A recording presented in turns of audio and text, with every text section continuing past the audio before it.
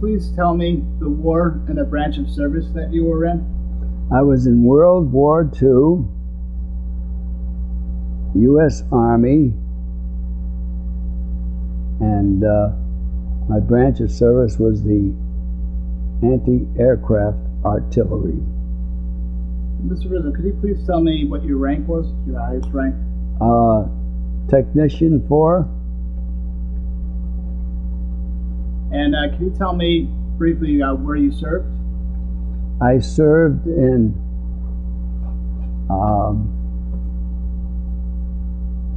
I first entered the Army at Fort Devens in Massachusetts.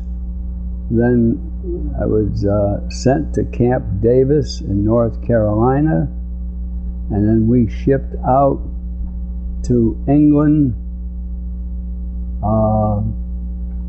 previous to the occupation of France, Belgium, and Germany.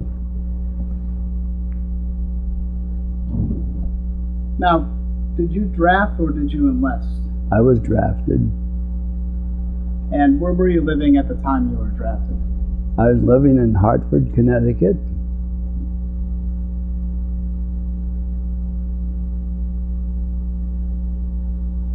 Now, Mr. Rizzo, do you recall your first days in service?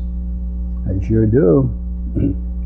What did it feel like? It was January 6th, 1943. There was about 6 feet of snow on the ground. It was cold. They marched us from the Hotel Bond down in downtown Hartford onto a railroad and got into Camp Davis. No, I'm sorry, Fort Devens. Early that afternoon, and the first thing they did was to march us to the chow hall. Now, after that, they assembled, and we're talking thousands of troops coming in 24 hours a day. Into a big reception center and gave us the fundamentals, military jargon of what we were to expect. Right. Now, could you tell me about your boot camp and your training experiences? My boot camp was Camp Davis, North Carolina. It was called Mosquito Hollow. Mosquito Hollow? Mosquito Hollow, because it was just swampland. Right. And there was nothing there. I remember getting on the train at Fort Devens, and it was the early part of the afternoon, and the train went north, and I thought to myself, why is it going north? But it went north, west, south, east, and the train did not take a direct route to North Carolina because they did not want any information of troop movements to be known to whatever subversive spies or so forth.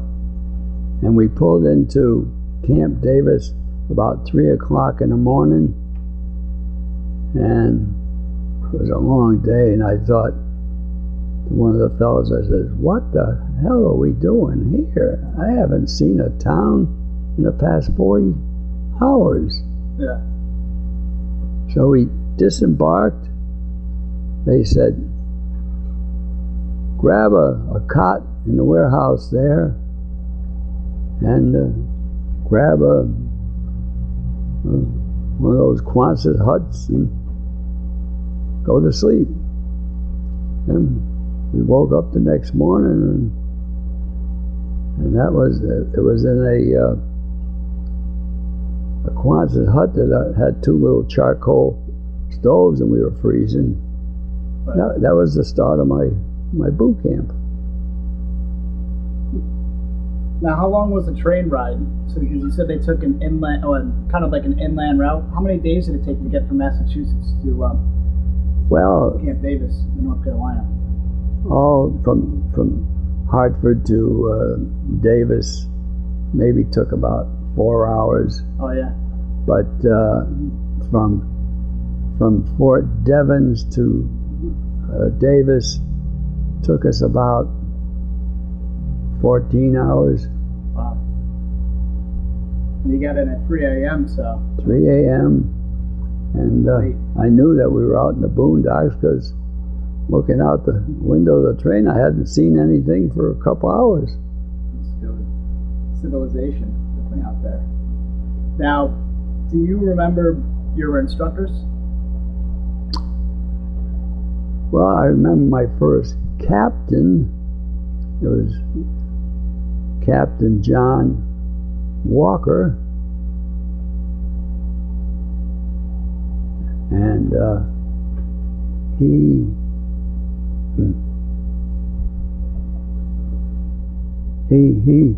was a graduate of Virginia Military Institute, and everyone had a nickname as you got settled, and we called him Captain Flynn, after Earl Flynn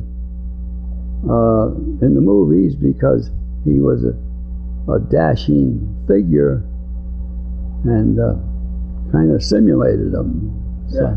So it was the start of everyone getting some recognition of what kind of a person they were, and we called him Captain Flynn or something. Did he know? Did you guys do it behind his back, or he kind of caught drift that you guys were comparing him to Flynn? Well, we were all about 19 and a half years old, from 19 to 20, and of course we were just raw recruits.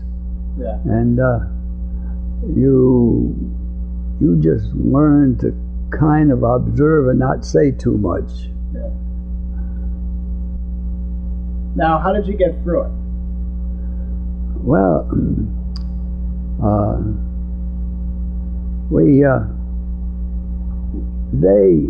the first major that was the head of the battalion, his name was Major Fisher, and he was a gung-ho. He wanted to make, his motto was, every man a commando. And being that we were young, so he started in a very rigorous training. It wasn't long before we were doing 20-mile hikes with a full pack. That must have been, yeah. Were you in relatively good shape at that time? Yeah, we were young and muscular, and yeah. It's a lot of endurance, though. I mean, that's 20-mile hikes with your pack. Yeah.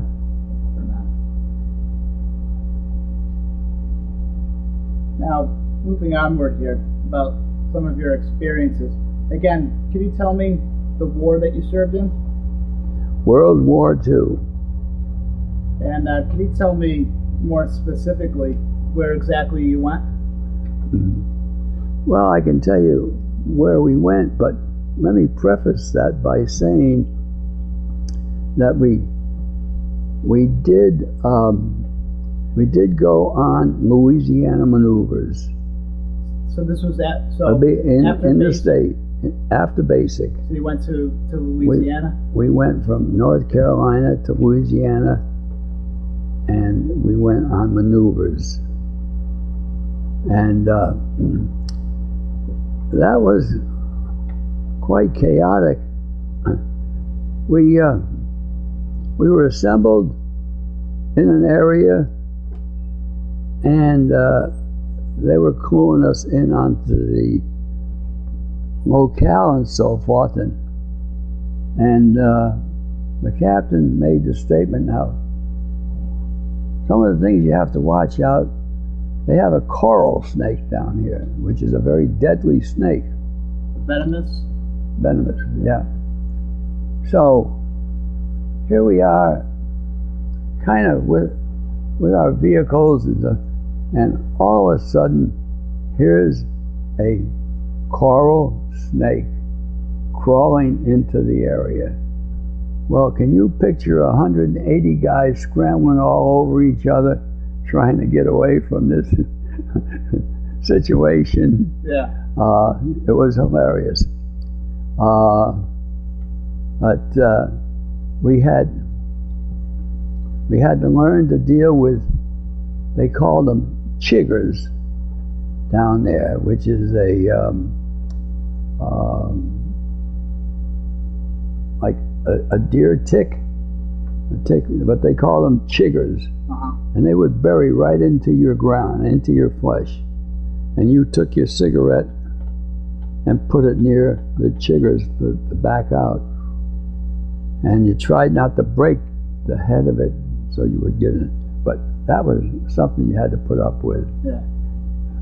Now, while you're at maneuvers, what did you guys do there? Well, there was Red Army and the Blue Army, and we were we were watched very closely by higher commands to see how one was the enemy and the other was friendly, and which reconnaissance and combat conditions they made them kind of realistic to see who would perform, how they would perform under such combat conditions. So it was just kind of like a simulated combat. Correct. Now, from maneuvers in Louisiana, where were you sent? We were sent up to Fort Devens, Camp Shanks in New Jersey.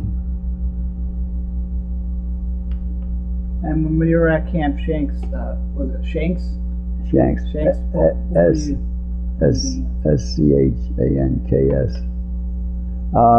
We were there about 2 or 3 weeks getting ready to go overseas. Now, at that time, did you know if you were going to get sent? Did you know you were going to go to the European theater or to Europe, or did you think maybe you were going to go to the? No, we knew. And that's where you received your final orders? We received our final orders. That they gave us the opportunity to get in touch with our families, because many were from New England. If whoever wanted to come down, they gave us a pass for 7 days. Now, did you go home back to Connecticut? No. Went into New York City because they didn't let us out till like 5 o'clock in the afternoon. So it was a night pass? By the time, night pass. By the time we took the subway and so forth, and whoever could came down to see before we left. But meanwhile, we were strictly under surveillance to make sure that we didn't divulge any destination or anything we were going to. Right. Now, after Camp Shanker in New Jersey? Shanks. Shanks, I'm sorry. But is that where you left? You disembarked from there? We went from Shanks to boarded the Queen Mary. And then Queen Mary you sailed on. And where did you land when you sailed across the Atlantic? It was a very emotional feeling, because as you sailed out, I remember looking over at the Statue of Liberty, which is the epitome of freedom, and I thought, well, I'll only see it two ways: either when the war is over, and who knew what would happen there, or if I got wounded and came back home. And that was quite a trying moment. Now, do you remember arriving and what it was like? Well,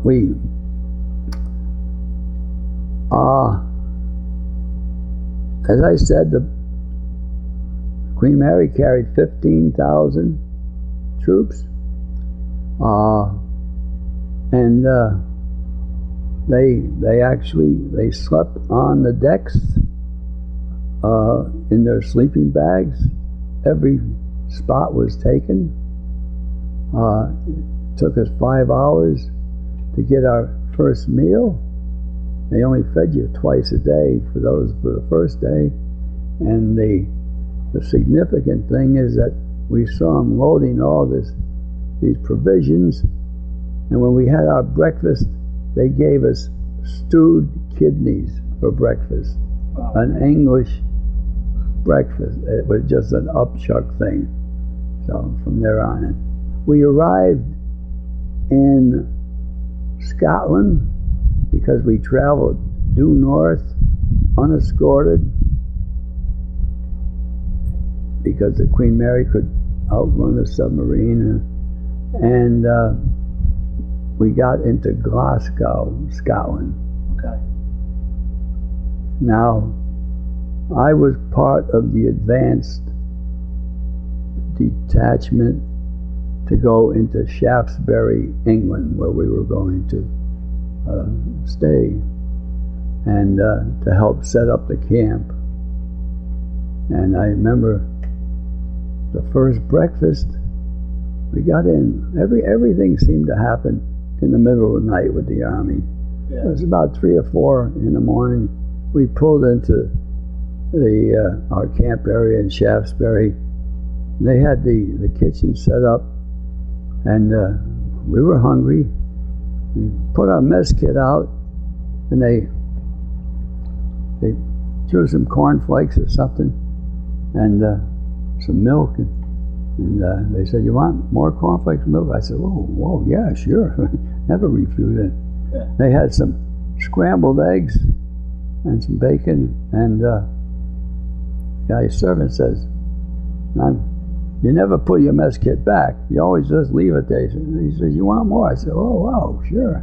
Yeah. Well, lo and behold, it was powdered eggs that when it leaves the aluminum pot, it's got like a green tinge to it because of the sulfur, and it looks like it's rotten eggs. And it was powdered milk, which just didn't hit at that time. So I said, the Army got me again. So that was my first breakfast. Now from there, what was your job assignment? I had a versatile. They had given us IQ tests back in Fort Devens, and I guess they used that as a criteria for certain positions. So I was made, and I had also taken some tool and die making apprenticeships after I got out of high school. So between that, they sent me to armorer school. Now, armorer means someone who can handle knows all about the mechanics of the equipment and so forth, and how to fix them and so forth. So I went about 3 or 4 weeks to armorer school, and then they put me in as an assistant supply sergeant. And As an assistant supply sergeant, what were your main job duties? It was basically inventory, issuing of equipment, maintaining a proper supply communication with to get the things that we needed, whether daily or monthly or whether new equipment. It was just keeping up with the requisitions of the equipment. So if you noticed you were low on something, you would say, hey, I need more of this or that. And you were kind of or if something had to be fixed, it'd be sent and so forth.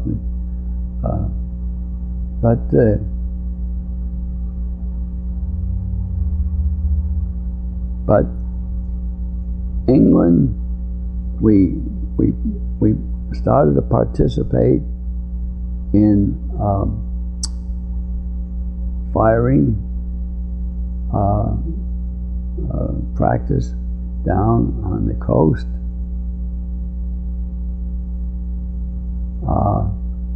And England was very, even though it didn't snow, they had some snow, but it was so damp that when you stood on guard, even though you had woolen underwear, you had woolen jacket, woolen coat, you stood on guard, you just shivered, you just froze. The dampness just got to you.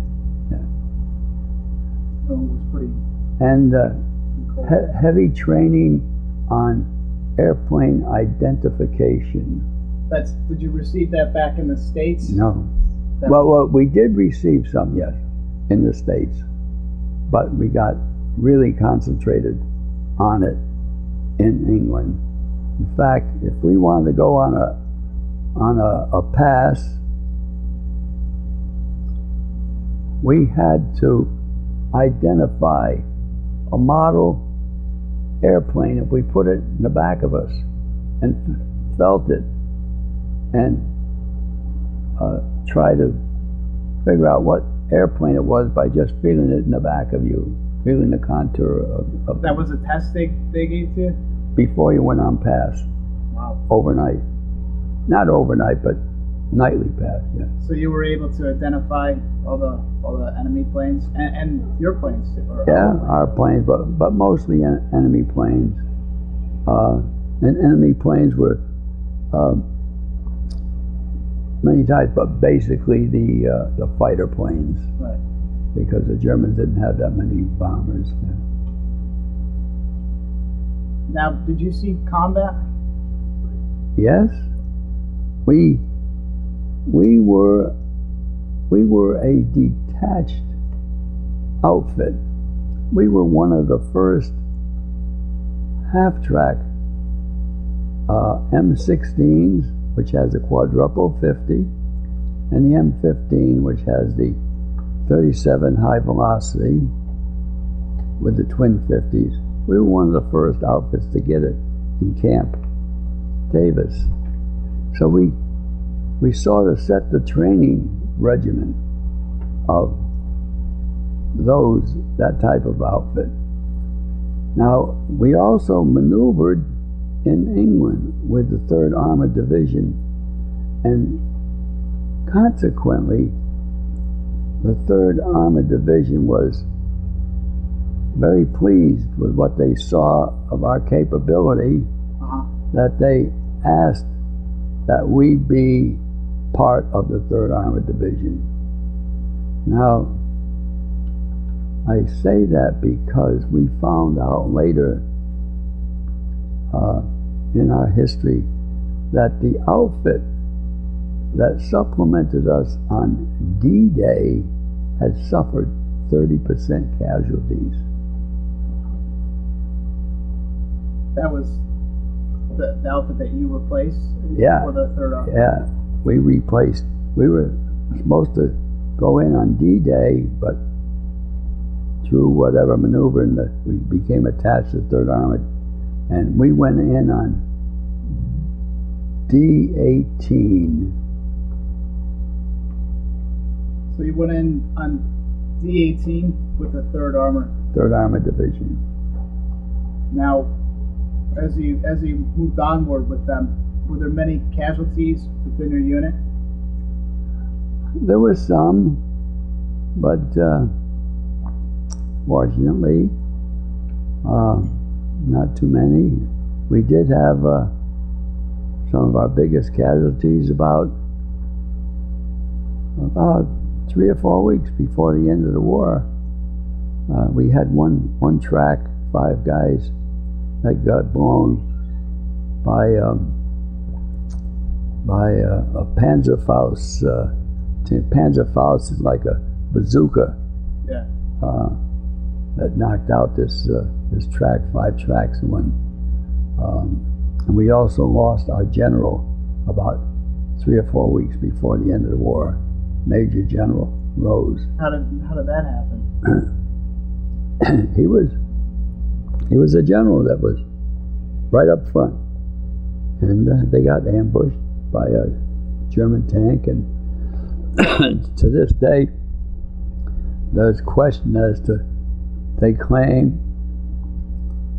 that he went to put his hands up and then thought that they were asking for him to turn his revolver, and the Germans reacted thinking that he was going to pull the revolver on them. And it's a controversial thing that they're still finding, but he got shot by the crew of this German tank. Was this close to where your location was, or?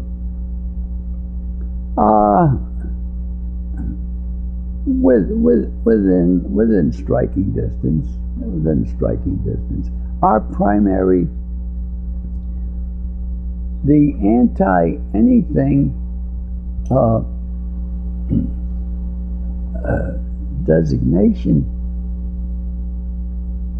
came to be that we had such tremendous firepower. 450 caliber machine guns on an M16 are capable, each gun is capable of putting out 750 rounds a minute. Not that you would, because you'd burn a barrel, but you take 500 rounds a minute, 450 caliber, you're putting out 2,000 50 caliber bullets in 1 minute. The other accompanying track, which had the 37 millimeter high velocity, they had crews. The gun was capable of 90, but pretty difficult to feed 90, 37. But we had crews that could pump in the 70s of high 37 millimeters, in addition to the 250s. So with 2 tracks, you had 2,000, another 1,000, you had 3,000 50 caliber machine guns and a 37. So now they said, let's use these tracks for protection of our artillery groups and the outer perimeter of our artillery groups, being sort of an anti-personnel situation to keep them in safety. So that we support the artillery. And when we first went into, they had us dig our half tracks down about 3 feet so that we could bring it down to a level to get our axis lower for anti-personnel in addition, because you had a certain limit where the guns could level themselves in a direction lower. So 5 men would have to be digging a hole for that half track. Wow. Yeah. Did it take them a long time to dig the hole? Well, fortunately, we were in an area that was a farm area. So the soil was kind of loose? Yeah, but A couple, 3 hours. Wow. Yeah, to dig that half track, and we made it on an incline so that we could back right out. So. Now, could you tell me about a couple of your most memorable experiences? Well, some of the most memorable,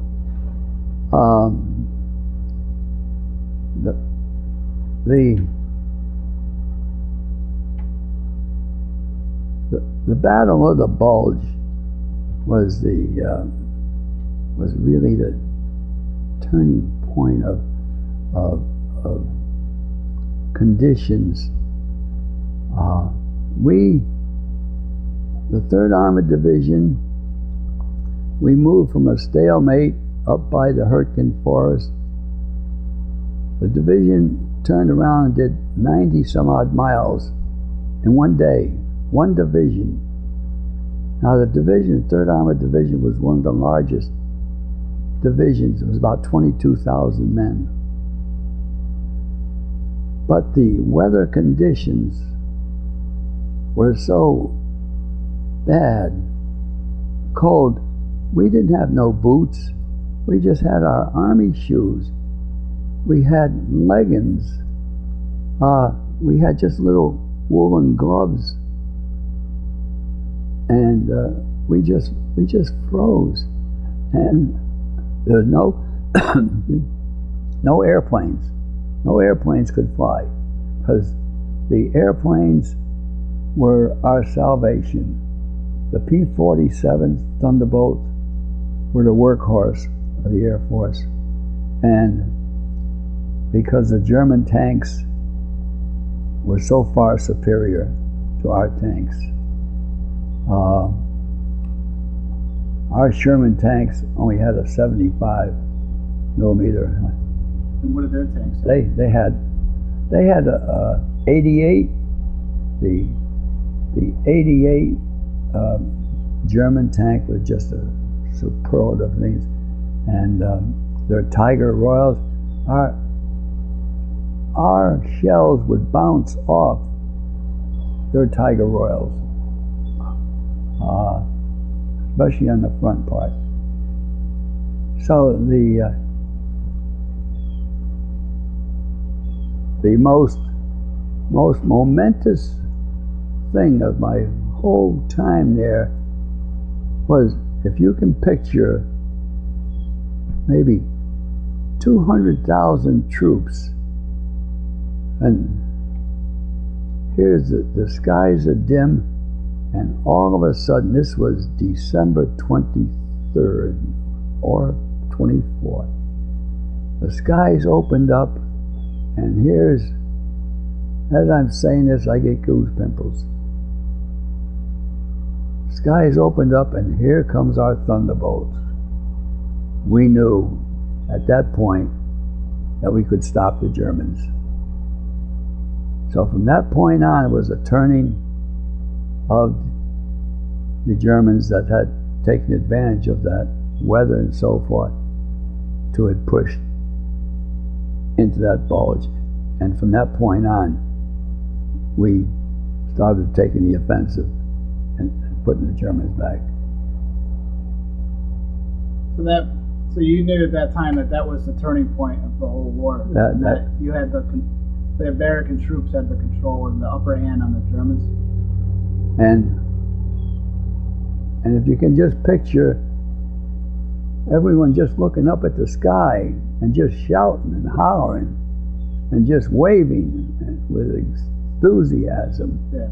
And it's just unexplainable. It's definitely a story. Now, were you prisoner of war? No. Can you tell me if you were awarded any medals or citations? The battalion was awarded the Belgium Fleur de Guerre, and the medals which went with the 5 designated areas that we participated in, plus the good conduct medal. But I'm just thinking of a few. I want to interject a little humor or something.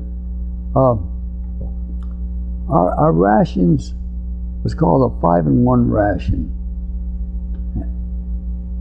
And it consisted of dehydrated corned beef, things like that.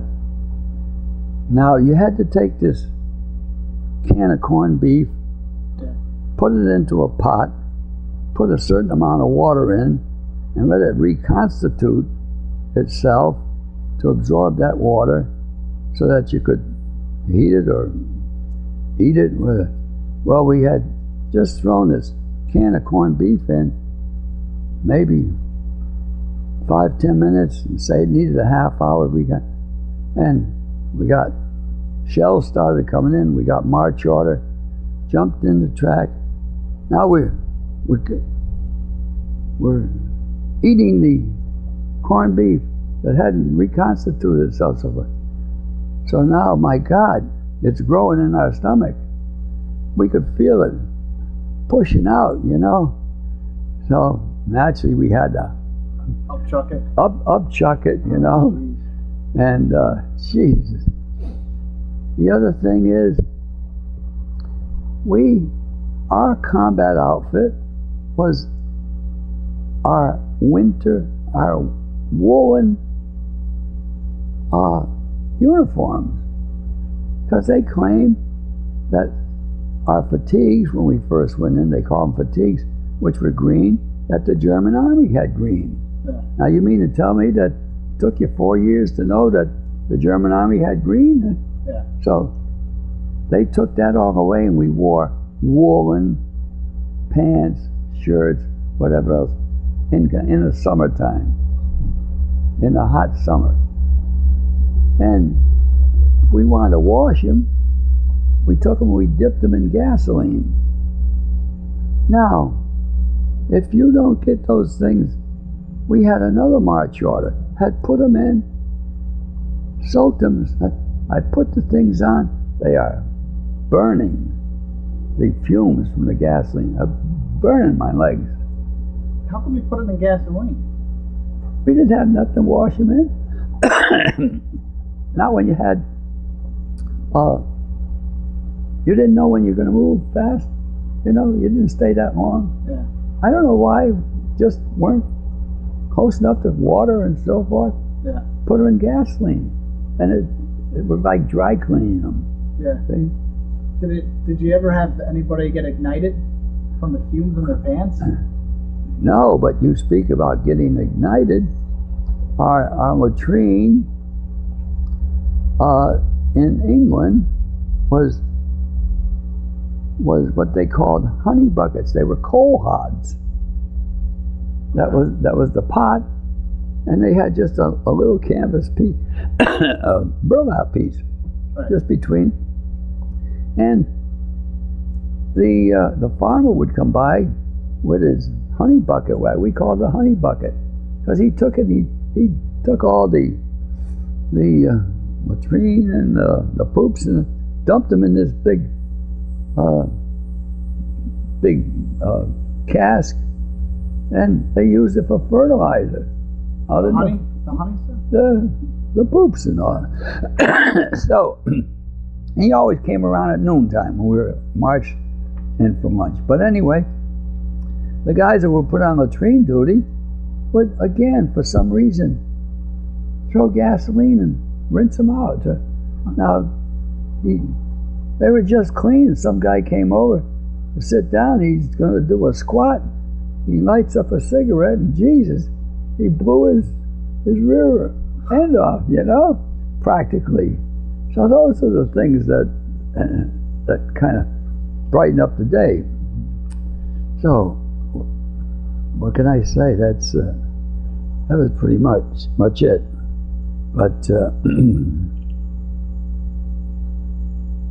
But we we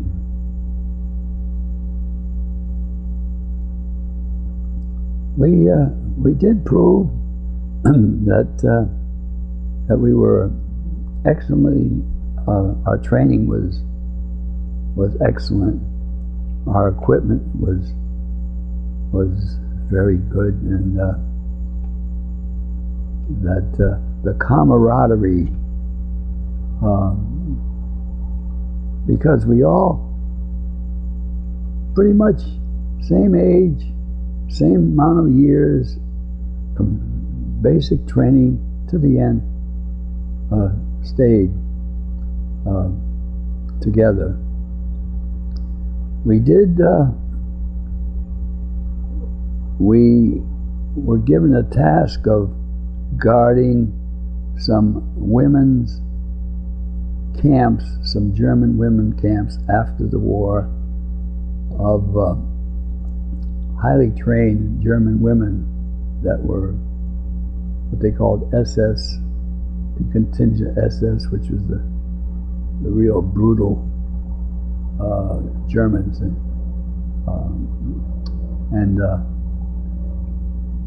they when the war was over, the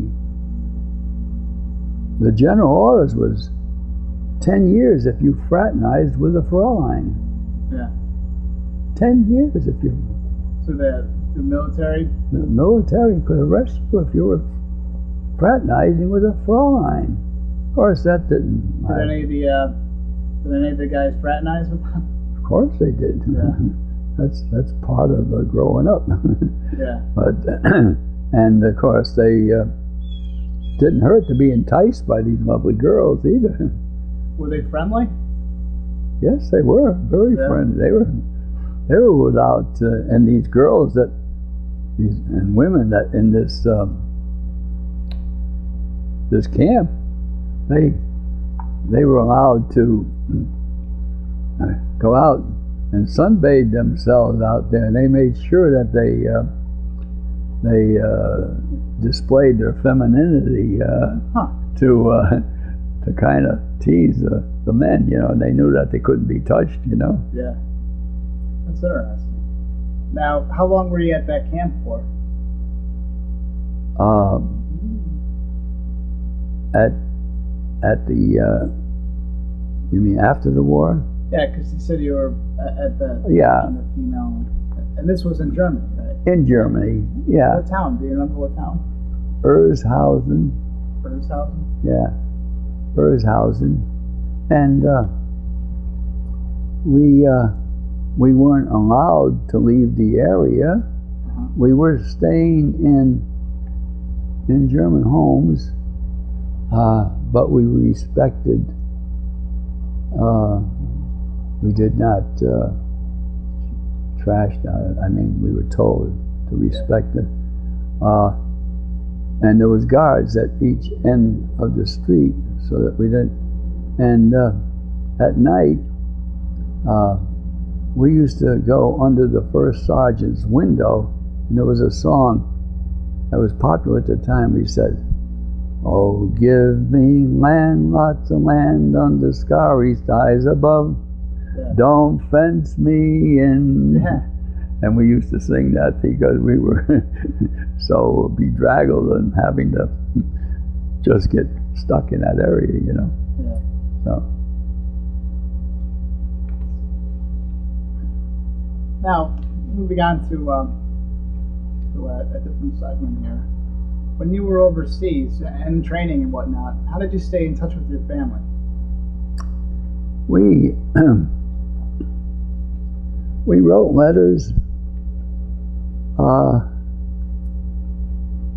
and we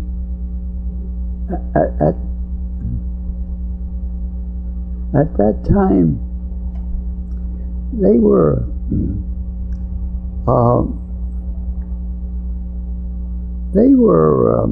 they called it V-mail. They were photographing, and also we had our mail censored, right. after, after we had gotten there a month or so, so it was just mail. But I came. Someone made a statement that says, "Do you know that the officers get a bottle of whiskey for ration every month?" So they do. What the hell do we get it? So, being that it was cold and damp, and my uncle, who was a bootlegger, okay,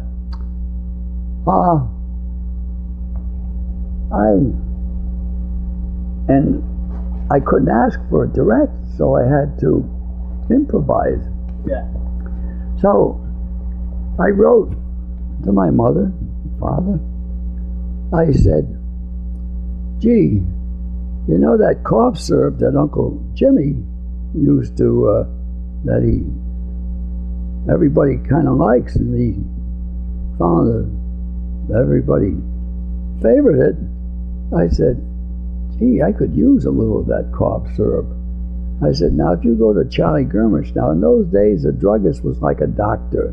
Yeah. If you got hurt, you went down to the druggist and that. So I said, go down to Charlie Germish and ask him to give you a couple of medicine bottles." In those days, any medicines that they put together, it was always in a brown bottle. Yeah. So I added a postscript. I said, "Yeah," I said, "the cereal that we get here," I said, "Gee, I miss the Wheaties." So they put it all together.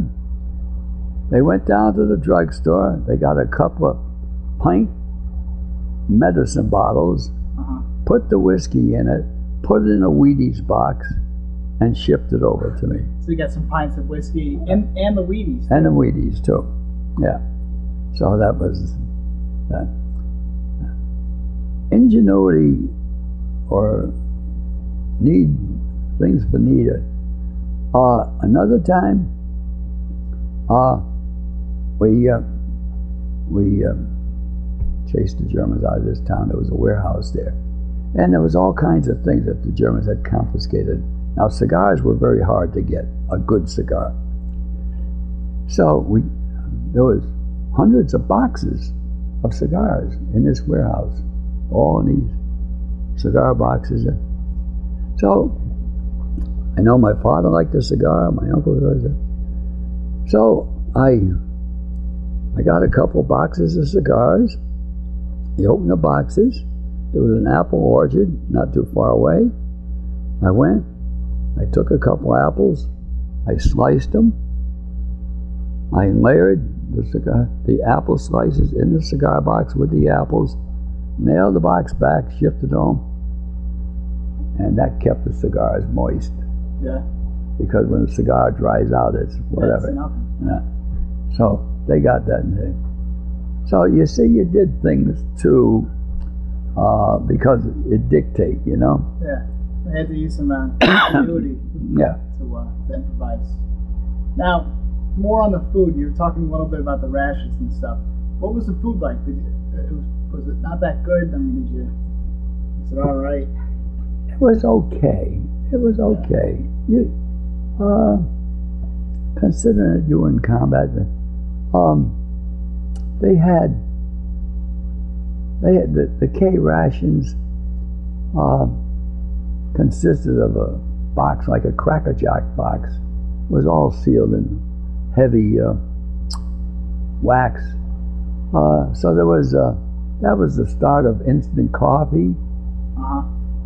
You had a little packet that you could boil in a little water and throw that little packet. So you had instant coffee. And they had a can about the size of a tuna fish can, and it was egg yolks and bacon chopped up. That was okay. And they had some hardtack crackers and a couple of cigarettes, and yeah, that was it. And then lunch they had whatever they had like corned beef and things. But it was sufficient. And whatever we could confiscate from, first thing we do is we go into a cellar in wherever house, Belgium, German, and because people always canned things and preserved them. Right. And so we went. One thing was that they had hard-boiled eggs that they always preserved in the jar. In a jar, things like that. So we availed ourselves of things. Naturally.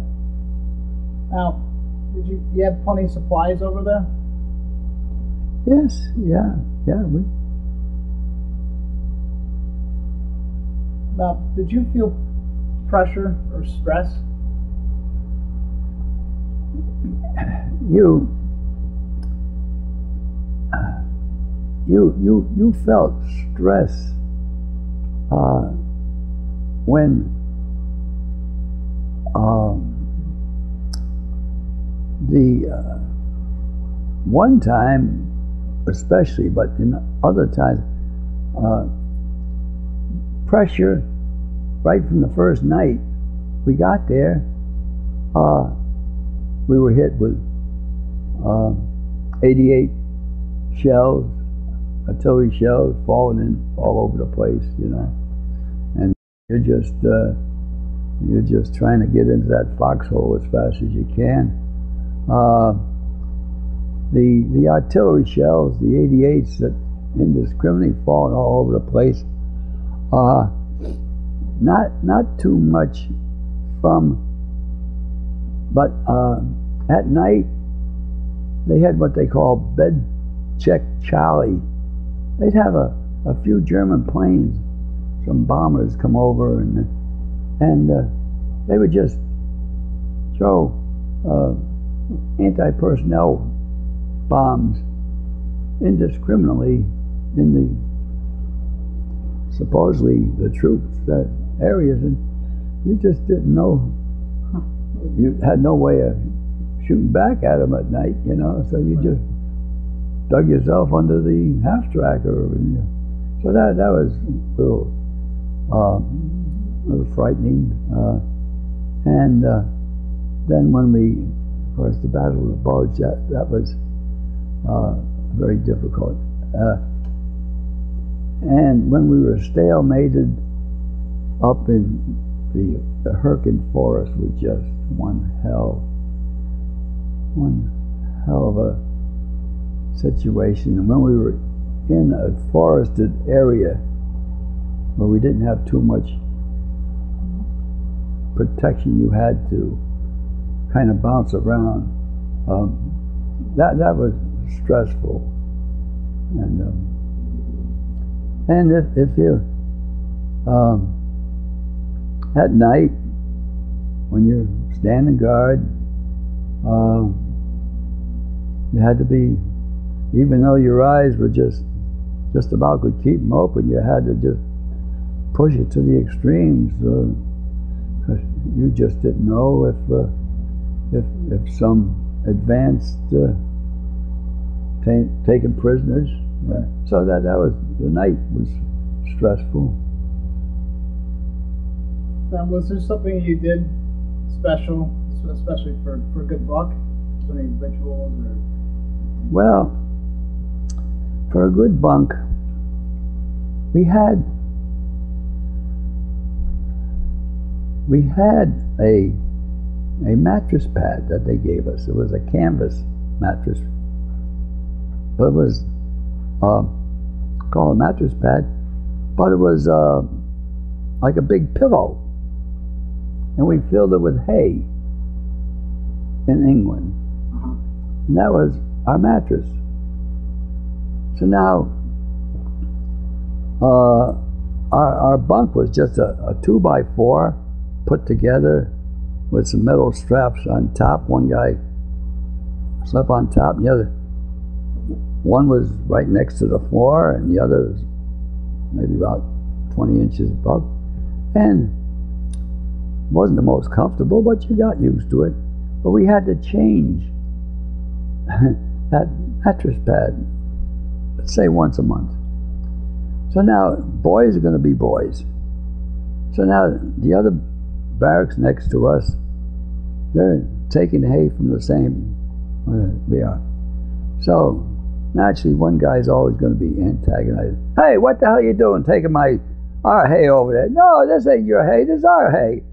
What the hell you mean? So before you know it, you had a mattress pad pillow fight. Out in the field? Yeah, well, right out, like, you know, yeah. And everybody's slamming each other with these mattress pads full of hay, you know, just break the tension, you know. Yeah. And